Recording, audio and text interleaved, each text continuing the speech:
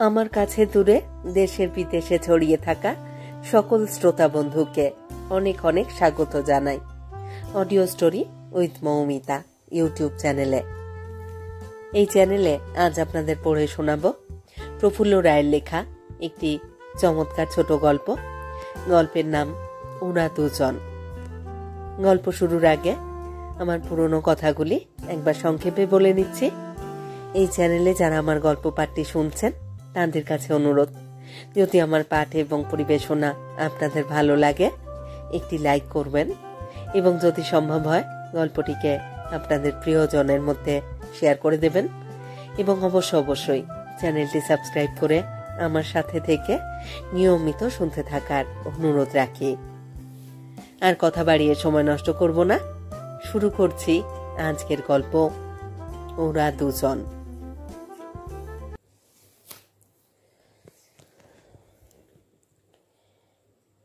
একটা সিনেমা ম্যাগাজিনে কালকের মধ্যেই গল্প লিখে দিতে হবে।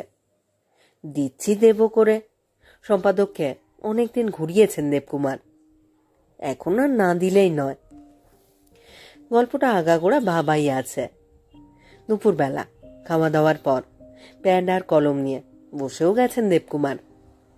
শুরু করতে যাবেন, পাশের ঘরে ফোন বেজে উঠল। ফোনটা বাজতে থাকুক, তার আগে দেবকুমার সম্বন্ধে কিছু বলে নেওয়া যাক। দেবকুমার, পুরো নাম দেবকুমার সেন, একজন নামকরা লেখক। বয়স 42-43, এর মধ্যেই 30-32খানা উপন্যাস লিখেছেন। গল্প গ্রন্থের সংখ্যাও কম নয়, 10-12টার মতো। সমাজ সচেতন শিল্পী হিসেবে তার খ্যাতি, প্রতিষ্ঠা এবং মর্যাদা। দেবকুমার যথেষ্ট জনপ্রিয়, তার নতুন লেখার জন্য পাঠক উৎসুক হয়ে থাকে। চাকরি বাকরি করেন না, লেখা থেকেই দেবকুমারের প্রচুর আয়। তাছাড়া কিছুদিন ধরে সিনেমার জন্য তার গল্প বিক্রি হচ্ছে। সেসব গল্পের চিত্ররূপ বেশ ভালোই চলছে, ফলে সিনেমাওয়ালাদের কাছেও দেবকুমারের লেখার চাহিদা বেড়েছে এবং স্বাভাবিকভাবে তিনিও সিনেমা সম্বন্ধে ইদানিং আকর্ষণ বোধ করছেন। কোনো বাজে নেশা নেই দেবকুমারের, মাঝে মধ্যে এক-আধটা সিগারেট অবশ্য খান, তবে 2 ঘন্টা পর পর চা না হলে চলে না। দেবকুমার বিবাহিত, শ্রী জয়তীর বয়স 35-36, গোলগাল আদুরে ধরনের মেয়ে। ছেলেপুলে হয়নি, তাই ঝঞ্ঝাটও নেই। রান্নাবান্না আর ঘরের নানান কাজকর্মের জন্য 2টি লোক আছে। অতএব জয়তীর হাতে প্রচুর সময় কাটাবার জন্য প্রায় সে সিনেমায় যায়। দাম্পত্য জীবন ওদের বেশ সুখের, অন্তত দেবকুমারের তাই ধারণা। বছর 7-8 আগে ভালোবেসে ওদের বিয়ে হয়েছে। তার একটা লেখা পড়ে মুগ্ধ হয়ে জয়তী ফোন করেছিল, সেই সূত্রেই আলাপ, সমস্ত প্রেম, অবশেষে বিয়ে।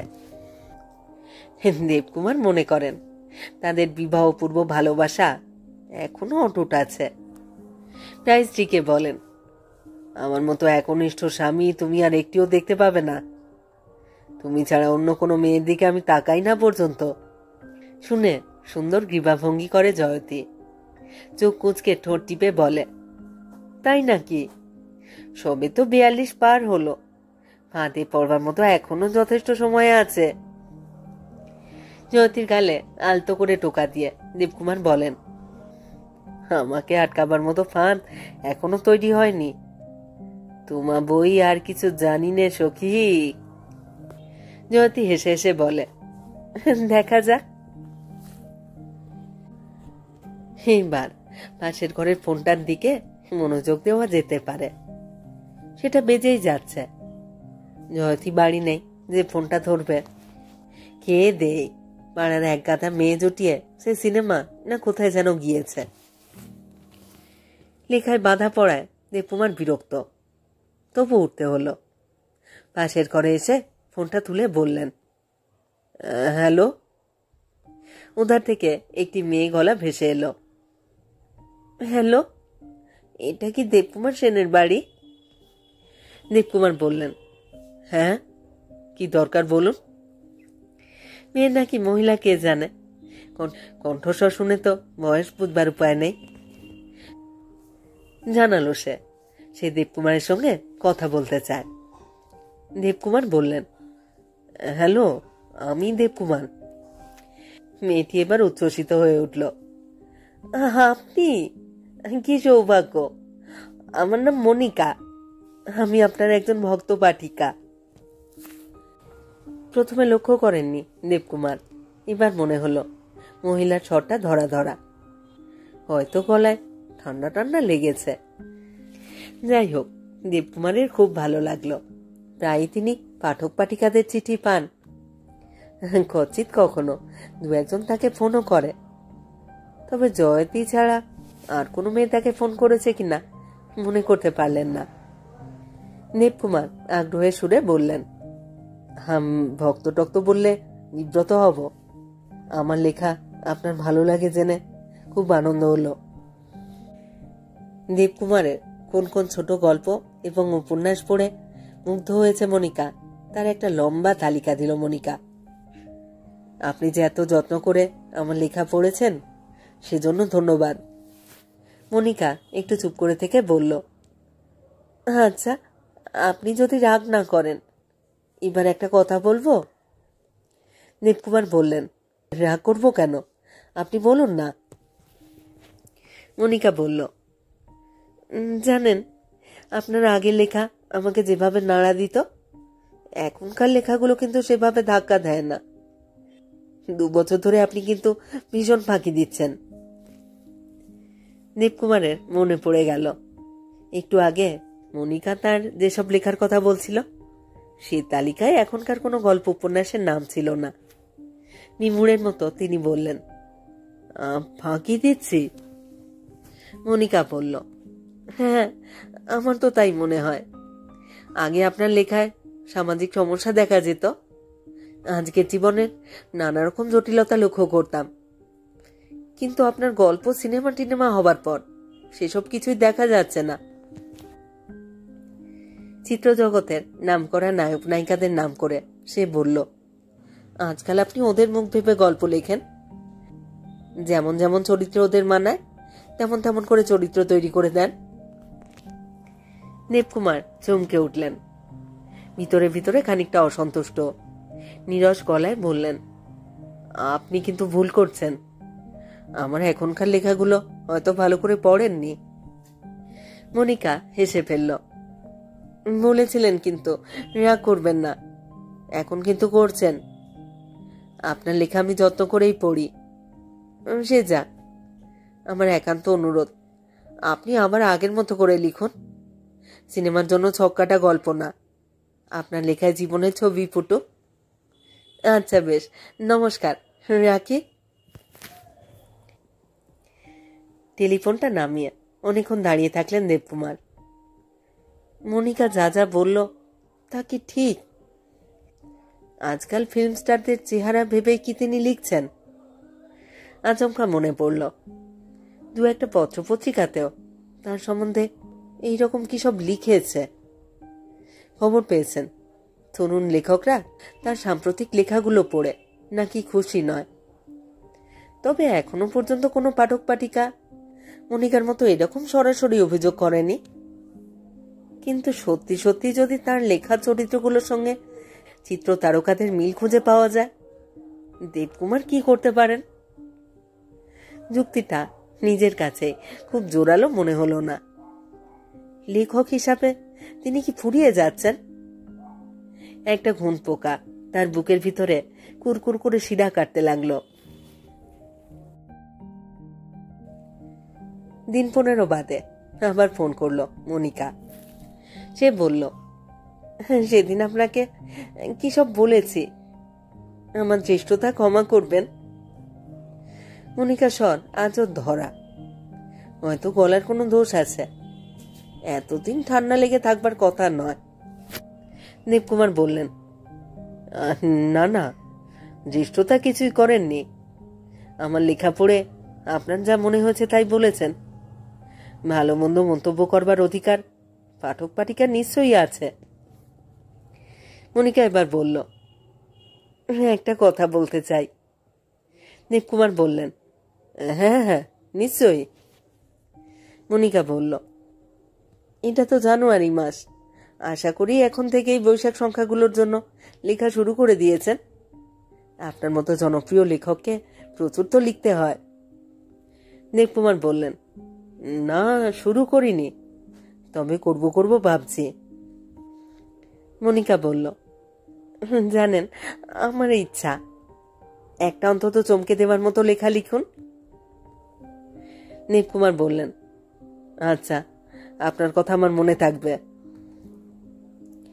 এবার বৈশাখের বিশেষ সংখ্যাগুলিতে 3টে উপন্যাস আর 4টে গল্প লিখবেন বলে কথা দিয়েছেন দেবকুমার। কিন্তু লিখতে বসে মনে হতে লাগলো, যে লেখাটাই মাথায় আসছে সেটাই যেন সিনেমার গল্পের মতো ছক্কাটা সাজানো। অনুভব করলেন অদৃশ্য কোথাও বসে এক পাঠিকা অনিমেষে তার দিকে তাকিয়ে আছে। দেবকুমারের লেখক জীবনে এরকম অভিজ্ঞতা আর কখনো হয়নি। তিনি অত্যন্ত অস্থির হয়ে উঠলেন।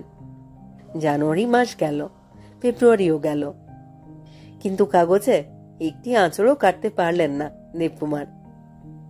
এদিকে পত্রিকাগুলো থেকে তাগাদার পর তাগাদা আসছে।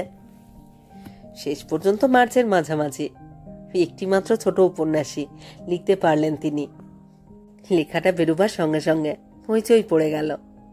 তরুণ লেখকদের কেউ কেউ এসে বলে গেল, দারুণ লিখেছেন দাদা। 2-একটা পত্রিকায় লিখল, লেখাটা জীবনের গভীর থেকে উঠে এসেছে। অনেক অনেক দিন পর দেবকুমার সেন ভালো লিখলেন, ইত্যাদি ইত্যাদি। কিন্তু যার মন্তব্যের জন্য দেবকুমার উন্মুখ হয়ে আছেন সে ফোন করল না। মনিকার ফোন নাম্বার বা ঠিকানাও জানেন না যে যোগাযোগ করবেন। শেষ পর্যন্ত লেখাটা বেরোবার প্রায় মাসখানেক বাদে মনিকার ফোন এলো। জয়তী বাড়ি নেই, 4-5 দিন আগে যোধপুর পার্কে বাপের বাড়ি গিয়েছে। মনিকা বলল, হ্যালো, আমার অভিনন্দন নিন। বৈশাখ মাসে লেখাটার উল্লেখ করে সে বলল, এতদিন পরে জানেন আসল দেবকুমার সেনকে আমরা ফিরে পেলাম। কৃতজ্ঞ সুরে দেবকুমার বললেন, এই লেখা কিন্তু আপনার জন্যই সম্ভব হয়েছে, আর কেউ না জানুক, আমি তো জানি। আপনি প্রেরণা না দিলে কিছুতেই আমি এই উপন্যাস লিখতে পারতাম না। মনিকা বলল, কি যে বলেন, আমি সামান্য একজন পাঠিকা। দেবকুমার বললেন, সামান্য কি অসামান্য সে আমি জানি না, যদি সাহস দেন একটা কথা বলি। মনিকা বলল, বেশ সাহস দিলাম, বলুন। দেবকুমার বললেন, আচ্ছা আপনার সঙ্গে দেখা হওয়া কি সম্ভব? মনিকা বলল, নিশ্চয়ই সম্ভব, কবে? দেবকুমার সাগ্রহে বললেন, আপনার তেমন কোনো কাজ না থাকলে আজই। মনিকা বলল, না না, আমার কোনো কাজ নেই। চৌরঙ্গীর এক রেস্তোরাঁর নাম করে দেবকুমার বললেন, ওখানে আসুন না বিকেল 5টার সময়, ঢুকেই বাঁ ধারে যে কেবিনটা সেখানে থাকবেন। এই রেস্তোরাঁটা দেবকুমারের খুবই প্রিয়। মনিকা বলল, আচ্ছা বেশ। 5টার সময় নির্দিষ্ট কেবিনে পা দিয়েই চমকে উঠলেন দেবকুমার। আরে জয়তী বসে আছে। নাকে দেখেই এসে এসে জয়তী বলল, আসুন আসুন আসুন দেবকুমার বাবু, আসুন, কি সৌভাগ্য আপনার দেখা পেলাম। অবাক বিষয় দেবকুমার বললেন, তুমি তুমি এখানে? জয়তী বলল, মারে তুমি তো ফোনে আমাকে এখানে আসতে বললে। দেবকুমার হকচকিয়ে গেলেন। স্বামীর মুখটা দেখতে দেখতে চাপা গলায় জয়তী বলল, আরে আমি মনিকা। ইমুরের মতো দেবকুমার বললেন, তুমি তুমি মনিকা? মনিকা বলল, খুব হতাশ হলে তো? অনেকখানি চোখে দেবকুমার বললেন, তুমি তুমি মনিকার নাম করে ফোন করতে? জয়তী বলল, ইয়েস স্যার, দেখছিলাম তোমার দৌড় কত দূর। অন্য মেয়ের নাম শুনতেই কেমন অ্যাপয়েন্টমেন্ট করে সুরসুর করে এখানে এসে হাজির হয়েছ। তবে যে বলেছিলে আমাকে ছাড়া আর কিছুই জানো না। নিব্রতভাবে দেবকুমার বললেন, বিশ্বাস করো, আমি কিন্তু শুধু কৃতজ্ঞতাই জানাতে এসেছিলাম, আর কোনো উদ্দেশ্য ছিল না। একটু থেমে গাঢ় গলায় আবার বললেন, তুমি আমাকে বাঁচিয়েছ জয়তী। টাকা পয়সার সিনেমার মোহ আমার লেখা নষ্ট করে দিচ্ছিল, তুমি আমাকে সেখান থেকে ফিরিয়ে এনেছ। দেবকুমারের দিকে কয়েক পলক তাকিয়ে থাকলো জয়তী, তারপর বলল, থাক থাক, খুব হয়েছে। এখন বয়টাকে ডেকে কিছু আনতে বলো, দারুণ খিদে পেয়েছে। বলতে বলতে আস্তে করে স্বামীর নাকটা টিপে দিল।